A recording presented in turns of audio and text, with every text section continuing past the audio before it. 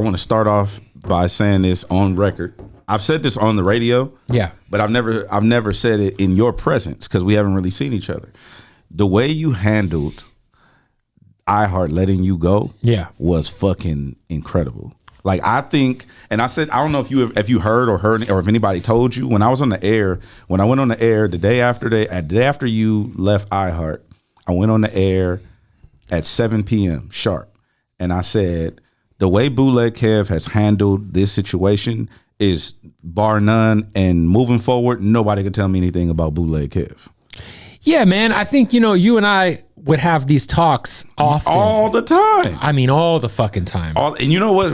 Another thing, too. People are like, hey, didn't you know? I'm like, bro, you know how many times they hit me and was like, yo. Me and you got the same kind of call. We thought you missed Doc's call and we thought we were both done. I thought I was but this is the thing. People was like, man, did you get a heads up? I said, bro, you know how many times I've been told, like, I'm fire Kev, you better talk to him. You know what I'm saying? Like, yeah, I think well, what's crazy is I got re-signed in April during the pandemic. They re-signed me for 3 years, and that don't mean shit, right? No.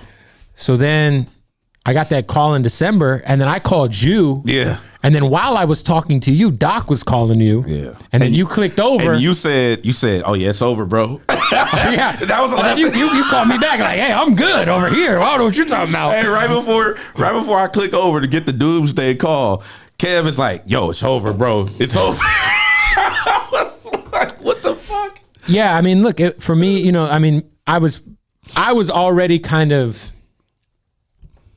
over doing radio the traditional way, the way that we were doing it. Yes. And it's probably safe to say that had been the case for a while. Yeah.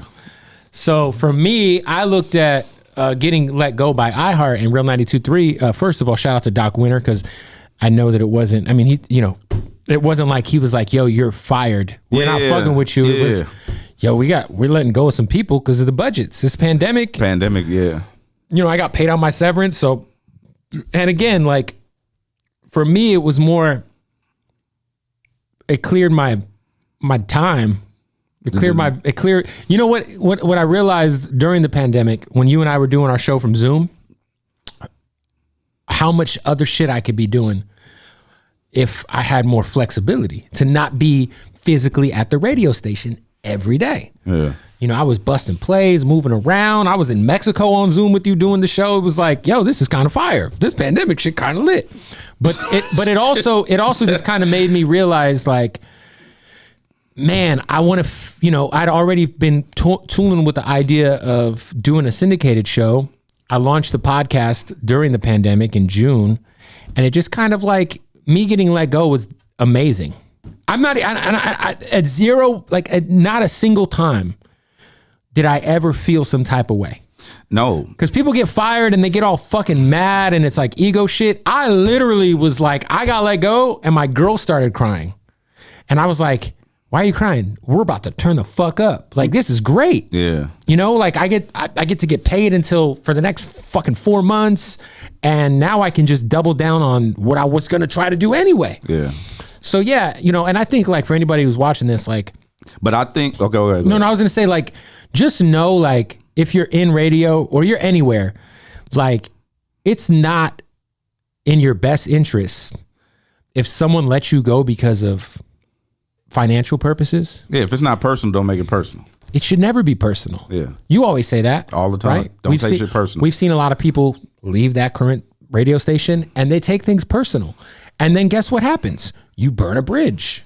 Yeah, I don't believe in taking anything personal. Three rules I live by all the time: be undeniable, bring value, don't take shit personal. But all that aside, though, even though you didn't take it personal and you like, I'm about to turn, you looked at it as opportunity. Yeah. The way you handled it though was fucking fire. Like, I don't know that doesn't happen a lot. Right. Especially like, it's like, hey, no, like, go do your shit. Yeah, for me it was like, I'm just like, I talk with Doc, I talk with AO, and I was like, yo, it's all good. Like, it's all good. I released my statement, and I'm obviously rooting for you and Chuck. I love you guys. You guys, this is meant to be. Homegrown Radio needs to be on every night in LA. This is something you guys have worked forever for. Yeah. And I'm like, yo, this is great. Everyone wins here. I feel like I'm winning You know, a lot of people from the outside looking in probably, Bootleg Kev got fired. I don't give a fuck. I don't care what other people think. And then you guys get to have your shot at nights together. Yeah. You guys are, been friends for however long. Everyone won.